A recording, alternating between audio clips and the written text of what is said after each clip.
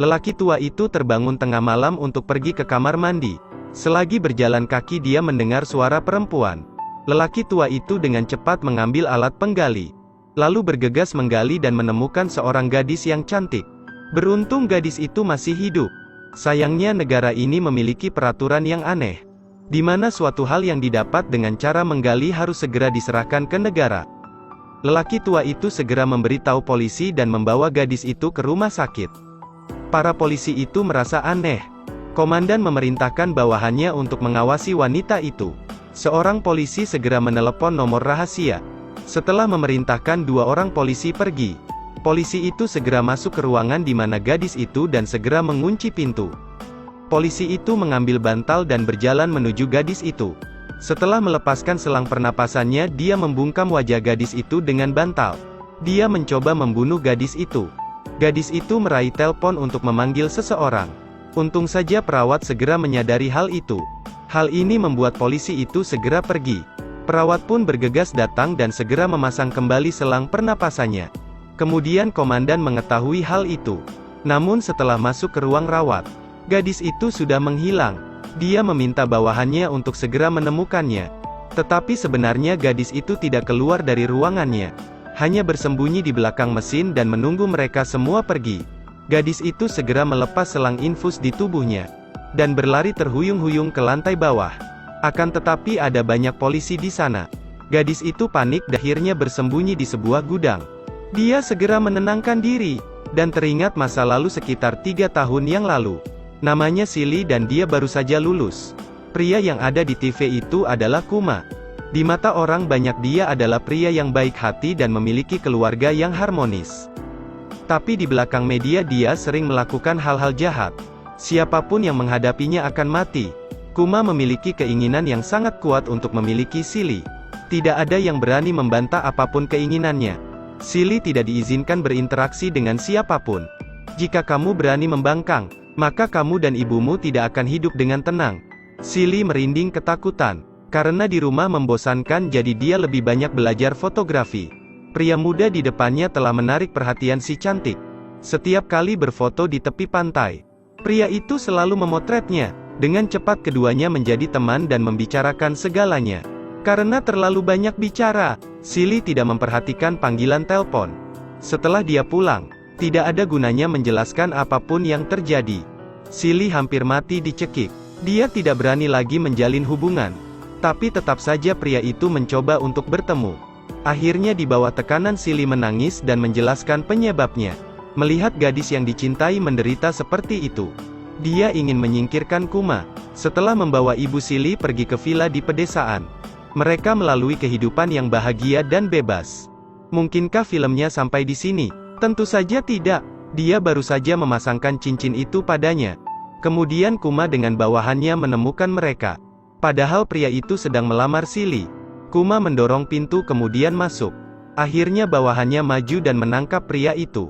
Silly langsung memohon, tapi tidak ada gunanya, untuk menghapus jejak. Setelah mengikat pacar Silly yang pingsan dan dimasukkan dalam mobil, lalu mobil itu melaju dan dihanyutkan ke dalam air. Menyaksikan orang yang dia cintai meninggal, Silly sangat sedih dan hampir putus asa. Kuma sekarang akan membalas dendam. Saya telah menggali lubang yang dalam di tanah, lalu menyiapkan peti mati yang mulia untuknya. Silly langsung dikubur hidup-hidup, kemudian seorang lelaki tua menyelamatkannya. Silly keluar dari rumah sakit. Selanjutnya dia berencana membalas dendamnya. Dia ingin semua orang yang terlibat merasakan akibatnya. Di malam hari dia mengikuti polisi yang ikut menguburkannya. Setengah jalan dia sengaja mendekat. Polisi datang untuk memeriksa situasi. Kemudian Silly dengan cepat dan tepat menusuknya dengan pisau. Polisi ingin masuk ke mobil dan melarikan diri. Namun karena racun di dalam pisau baru saja melangkah polisi itu mati. Kemudian dia mulai menyamar untuk mengikuti Kuma. Di malam hari bawahan Kuma sedang mengemudi. Dia berpura-pura menjadi pengasuh yang mendorong kereta bayi di seberang jalan. Anak buah Kuma tidak bisa menghindarinya tepat waktu. Setelah membanting keras setir, mobil dengan cepat terbalik ke sisi jalan. Silly menghampirinya sambil memegang tongkat. Tubuh anak buah Kuma yang terluka parah tergeletak di tanah. Dia mengingat ketika pacarnya dipukuli dengan tongkat olehnya. Lalu Silly membalasnya 2 kali lipat. Setelah itu dia membuang bensin ke tubuhnya. Kemudian langsung menyalakan api untuk membakarnya. Mobil pun ikut terbakar. Kuma menerima telepon keesokan harinya. Ternyata itu dari Silly. Aku ingin membuatmu membayar hutang nyawamu. Kuma takut dan membahas tindakan pencegahan dengan bawahannya. Ahli strategi mengatakan semuanya diputuskan oleh kami. Seorang gadis seperti dia tidak bisa membuat keributan. Mengetahui bahwa polisi setempat tidak dapat diandalkan, Silly langsung menghubungi polisi ibu kota. Di bawah arahan polisi ibu kota, mereka langsung mengangkut mobil yang hanyut bersama pacar Silly dalam air. Polisi menemukan catatan di dalam mobil. Di dalamnya tercatat kebahagiaannya dalam 3 tahun terakhir. Dia membawa buku itu ke Kapolsek. Tapi buku harian tidak akan membuktikan apa-apa. Kemudian polisi lokal mendatangi Kuma dan mulai berunding tentang buku harian itu. Mereka membiarkan media menyebarkan berita Silly membunuh pacarnya dan menenggelamkannya. Ini membuat polisi ibu kota sangat marah. Sedangkan ketika Kuma dan bawahannya melihat berita, mereka langsung saling pandang dan tertawa. Pembalasan ini belum berakhir. Seorang bibi mengatakan bahwa dia melihat Silly. Dengan cepat bawahan Kuma mengikutinya ke sana. Mereka berniat membunuh Silly. Mereka segera mendorong pintu dan bergegas masuk. Tanpa diduga hanya ada satu tape recorder di ruangan itu. Mereka menyadari telah terjebak, kemudian berbalik untuk pergi. Tapi Silly dengan cepat menembak mereka, lalu mengikat dia di kursi, dan memasang selang bahan bakar di mulutnya. Setelah katup gas dibuka, bawahan Kuma keracunan kemudian mati.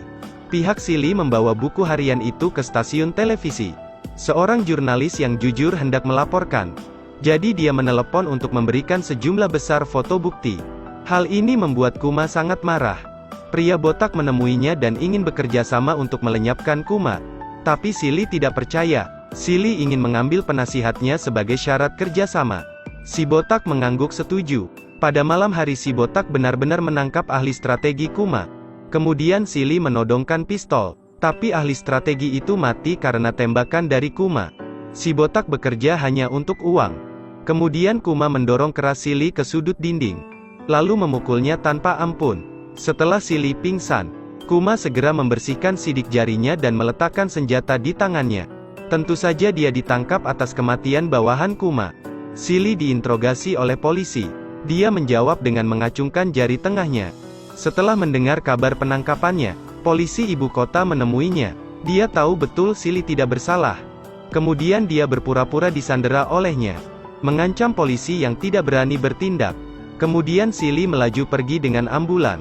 Setelah mendengar berita itu Kuma sangat marah, membuat polisi lokal ketakutan. Sang istri ingin bertanya apa yang terjadi, tapi Kuma malah memarahinya. Kemudian istrinya menguping percakapan mereka. Akhirnya dia mengetahui kejahatan suaminya. Kuma mulai ketakutan, selalu merasa seseorang akan menyakitinya. Bahkan menghadapi reporter, dia dengan marah pergi. Di luar banyak wartawan. Kuma bahkan takut turun dari mobil. Rumahnya dijaga polisi 24 jam. Tapi Kuma masih gelisah.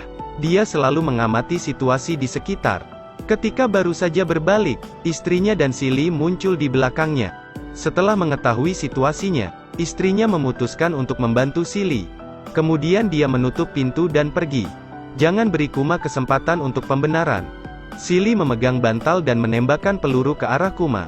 Kuma tewas karena dahinya tertembak peluru. Setelah membersihkan sidik jari di pistol, Silly menaruh pistol di tangan Kuma, agar Kuma terlihat bunuh diri. Saat melewat di depan pintu kamar istri Kuma, istrinya pura-pura tidak melihat apa-apa. Silly pergi ke tempat tinggal baru, untuk memulai kehidupan baru. Ini adalah film tentang balas dendam yang indah. Film hari ini berakhir di sini. Sampai jumpa lagi di update Edelweiss Review selanjutnya.